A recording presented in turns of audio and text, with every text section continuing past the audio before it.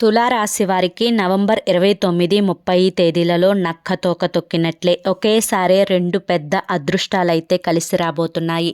ఈ వీడియోని ఎక్కడా కూడా స్కిప్ చేయకుండా వీడియోని చివరి వరకు చూడండి. ఆ అదృష్టాలు ఏంటి, అసలు ఈ 2 రోజుల్లో ఏం జరగబోతోంది, మీ జీవితంలో కొత్త మలుపు ఏంటి, ఇవన్నీ కూడా మీకు పూర్తిగా వివరించడం అయితే జరుగుతుంది.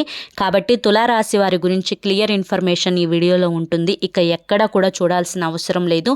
పూర్తి వివరాలు అనేవి మీకు తెలుస్తాయి. ఇక ఆలస్యం చేయకుండా వీడియోలోకి అయితే వెళ్ళిపోదామండి. వీడియోలోకి వెళ్లే ముందు ఒక చిన్న రిక్వెస్ట్, మొదటిసారి మన ఛానల్లోకి వచ్చినట్లయితే మన ఛానల్ని సబ్స్క్రైబ్ చేసుకొని ఈ వీడియోకి ఒక లైక్ ఇచ్చి హైప్ ఇచ్చి కింద కామెంట్ సెక్షన్లో ఓం నమః శివాయ అని చెప్పి కామెంట్ చేయండి. వీడియోలోకి వెళ్లే ముందు చాలామంది కూడా చెప్పుకోలేనటువంటి సమస్యలతోటి సతమతమైపోతూ వాటిని ఎలా తీర్చుకోవాలో తెలియక ఇబ్బంది పడిపోతూ ఉంటున్నారు. అటువంటి వారి కోసం శ్రీ పోలేరమ్మ తల్లి ఆశీస్సులతో జ్యోతిష్యం చెప్పబడును, జాతకం చెప్పబడును. గురూజీ శ్రీనివాసరాజు గారు. Phone number 8555006485. మీరు ఇప్పటి వరకు ఎన్నో చోట్ల జ్యోతిష్యం చెప్పించుకొని మీరు ఆశించిన మార్పులు మీ జీవితాలలో జరగలేదని చెప్పి బాధపడి ఉంటారు. కానీ ఇక్కడ అసలు అలా జరగదండి.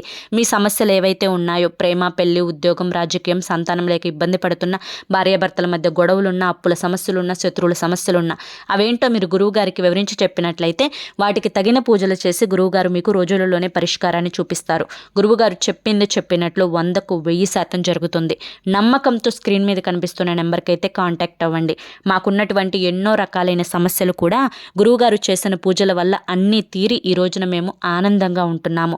అలాగే మీ జీవితాలలో కూడా సంతోషాలు రావాలి, ఆనందాలు రావాలి అంటే ఈ నెంబర్కి వెంటనే కాంటాక్ట్ అవ్వండి.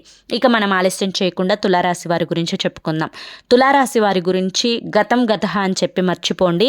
ఇప్పుడు ప్రస్తుత కాలం భవిష్యత్తు గురించి మనం మాట్లాడుకుందాం.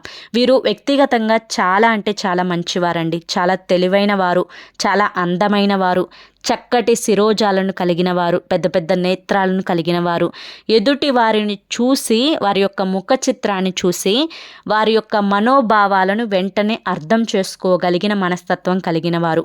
వారు ఏ అవసరాల కోసం మన దగ్గరికి వచ్చారు, ఏ కష్టాలు తీర్చుకోవడానికి వచ్చారు, ఏ నష్టాలు పూడ్చుకోవడానికి వచ్చారు, మన దగ్గర డబ్బు కోసం వచ్చారా లేదా బంధం కోసం వచ్చారా అనేది కూడా పూర్తిగా గ్రహించగలిగిన మనస్తత్వం కలిగిన వారు.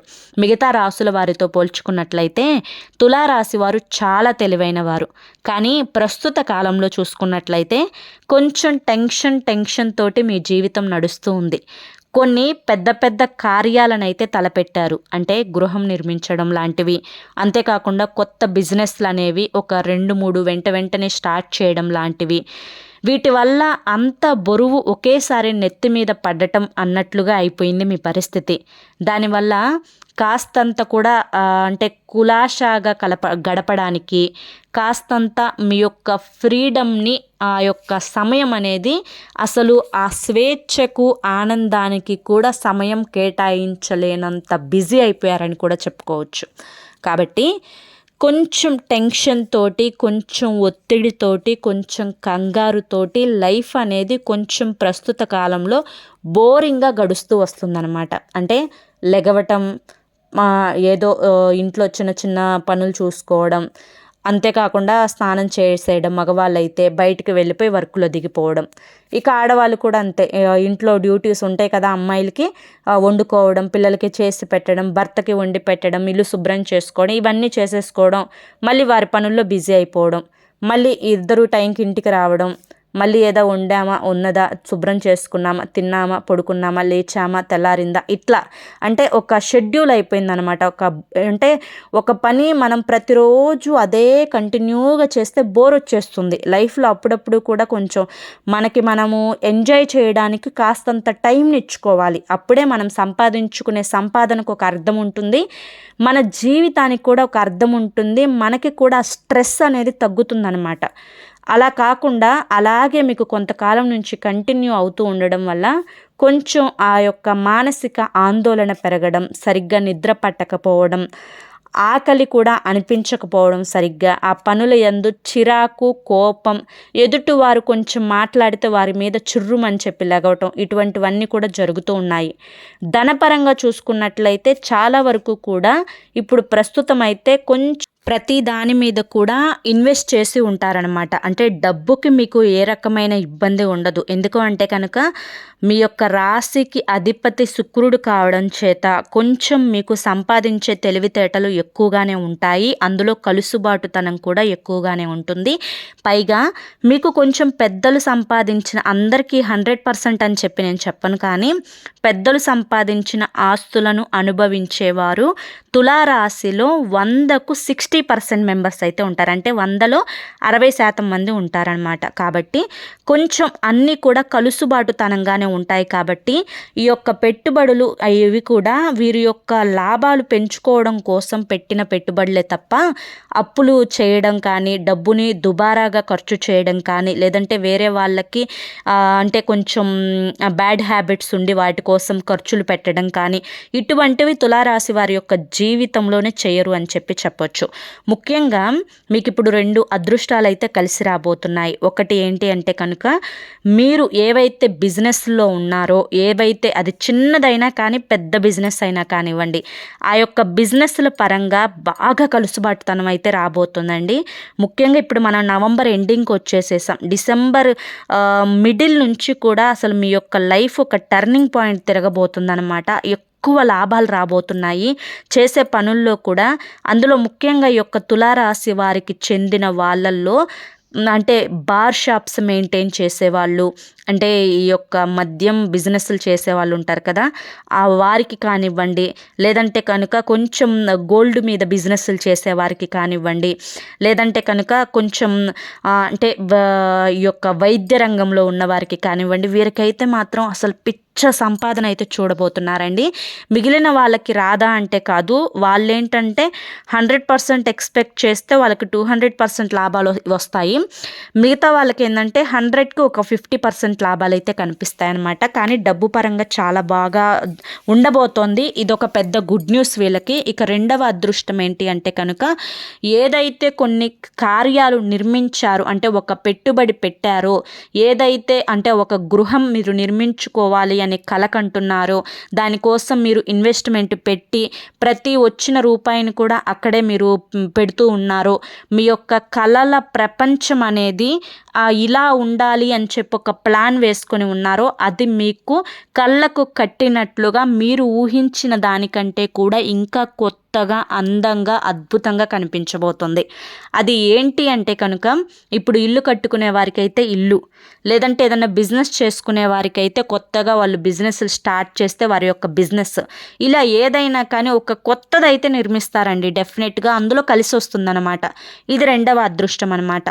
ఇక ముఖ్యంగా తులారాశి వారు కొంతమందికి దూరంగా ఉండాలి. ఆ కొంతమంది ఎవరు అంటే కనుక, ముఖ్యంగా బయట వ్యక్తులు, పరాయి స్త్రీలు ఎవరైతే ఉన్నారో, అంతేకాకుండా బంధువులలో ముఖ్యంగా ఎవరైతే మీకు గతంలో హాని చేసిన వారు ఉన్నారో, వీళ్ళేంటి అంటే కనుక కేవలం డబ్బు కోసం మాత్రమే మీ దగ్గరికి వస్తారు.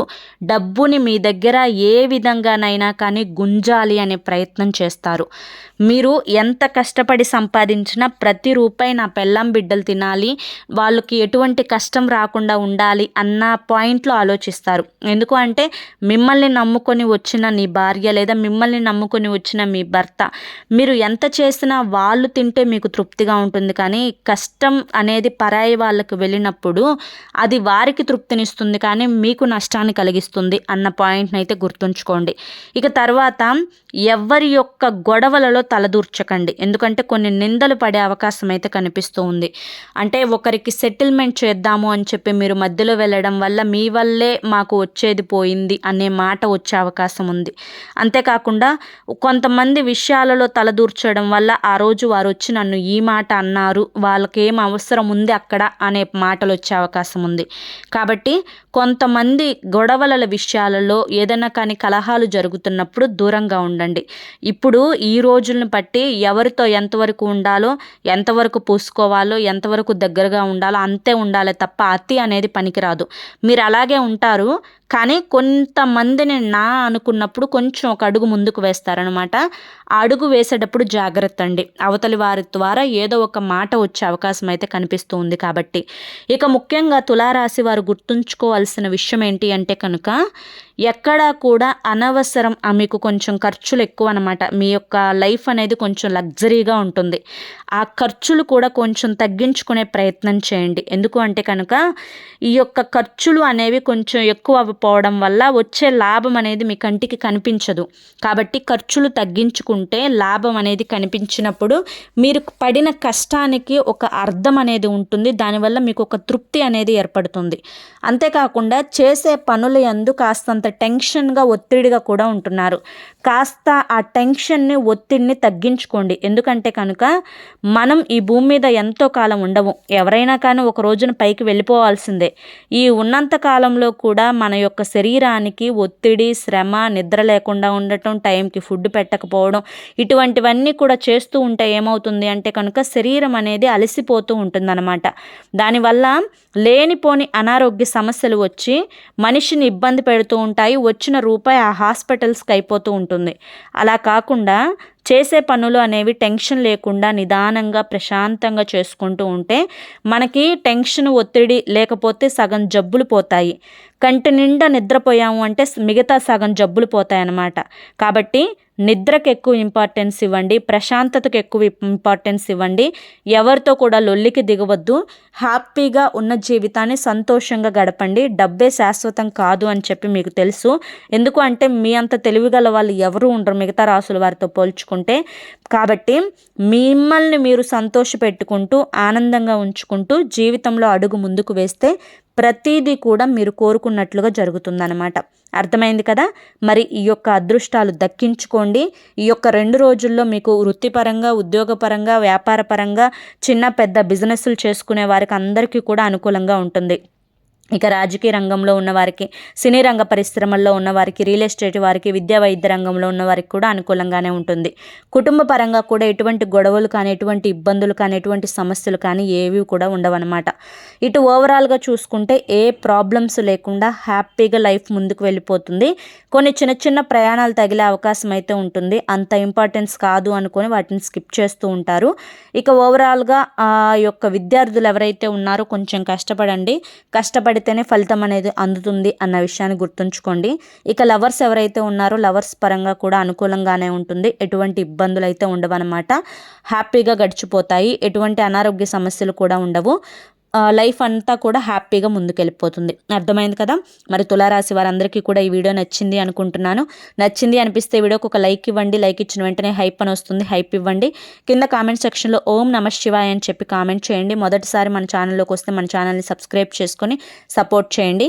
రేపు మరొక మంచి వీడియోతోటి మళ్ళీ కలుసుకుందాం. అంతవరకు కూడా పరమేశ్వరుని ఆశీస్సులు మీ మీద, మీ కుటుంబ సభ్యుల మీద ఎల్లకాలం ఉండాలి అని చెప్పి మనస్ఫూర్తిగా కోరుకుంటూ సర్వేజన సుఖినో భవంతు. ధన్యవాదములండి.